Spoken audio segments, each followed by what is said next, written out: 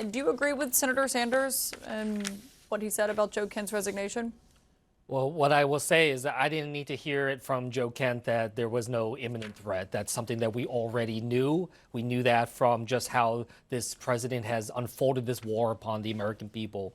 But look, I think the main thing I want to just say here is that having been in the Situation Room for these types of decisions before at the White House, this is about Trump. This is about the president. The president makes the decision to go to war.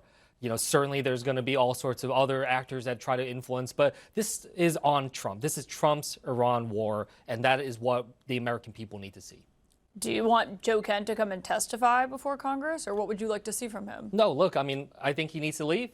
You know, he's somebody that has done a lot of damage to the credibility of this country in the past, somebody that has very extreme views. I do not trust him. While he is certainly somebody who is showcasing the fracture amongst the MAGA world, and that is something that, again, you know, Trump is going to have to deal with, and it shows the challenges that Trump has within his own administration. But Joe Kent is done. You know, he's somebody that we don't need to hear from again, but we do need to hear from others, which is why we need to have public hearings immediately. This only heightens the need to have Secretary Rubio, Secretary Hegseth, and senior administration officials come before Congress in public hearings. And this is day 18, and they still have yet to do so. You mentioned the intelligence, where he was saying there was no imminent threat, which the admin has cited. House Speaker Mike Johnson was asked about this today, and this is what he said. I don't know where Joe Kent is getting his information, but he wasn't in those briefings clearly, because the Secretary of State, the Secretary of War, and everyone, the Joint Chiefs of Staff, General Kane, they had exquisite intelligence, and we understood that this was a serious moment for us. I mean, he worked for the Director of National Intelligence. Wouldn't that be where he was getting his information from? Yeah, just because Speaker Johnson said it doesn't make it true. You know, we've seen Speaker Johnson over and over again just shill for this administration. I often say he's acting more like a cabinet secretary in the Trump administration rather than a leader of a separate branch of government. But what the American people see is right before our eyes, that we have this war, day 18, billions of dollars spent.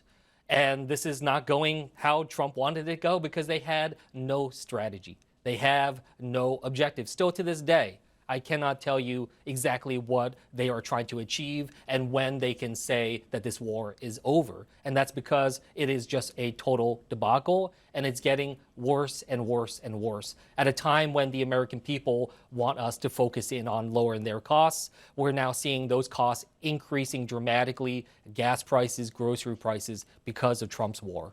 One thing we do know is, I mean, they've taken out a lot of the senior Iranian leadership, besides the supreme leader, who was obviously killed in the initial strike. Today, Israel has confirmed they've taken out other top Iranian officials. I mean, you can see just how many of these officials have now been killed as a result of this war. I mean, this is just a handful of them that we're looking at here, with Larijani being the latest figurehead, which is very significant.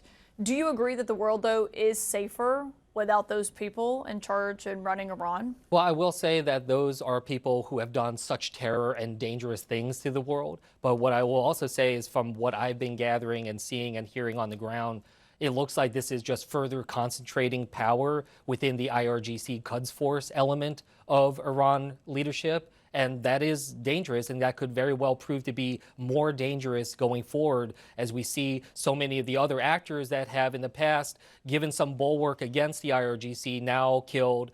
This is an opportunity now for them, especially with this new supreme leader, to assert greater influence. So I think, again, this is a total debacle. We see Trump certainly trying to commit regime change, which he has, while then backpedaling and saying that's not what they were trying to do. But what they have put forward could very well be something even more dangerous to us going forward. So you can't say that with those people gone that it does make the world a safer place? Well, I will say that they certainly have committed horrible crimes, and they deserve to have this end to them. But when it comes to what comes next, we have seen this over and over again. You know, and I've talked to you about this before. You know, I worked in counterterrorism before. Yeah. I've seen so many instances where we took out a leader, and we thought Al-Qaeda in Iraq was decimated, only to find that the replacement leader, Baghdadi, rebrands this as ISIS and created something even more dangerous than Al-Qaeda in Iraq. We saw Saddam Hussein captured.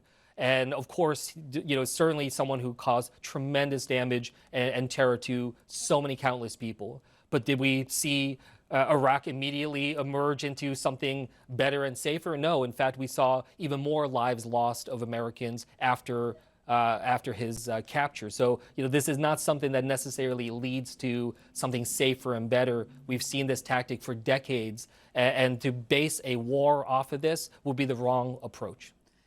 If this war in the Middle East with Iran, what we've seen, has raised the threat level here at home for Americans, wouldn't it be better to have a fully funded Department of Homeland Security in this moment? Well, look, what we do need is to make sure that we are funding all these different elements like CISA that engages in our cybersecurity lead, TSA, as we hear from so many Americans. We have pushed that forward.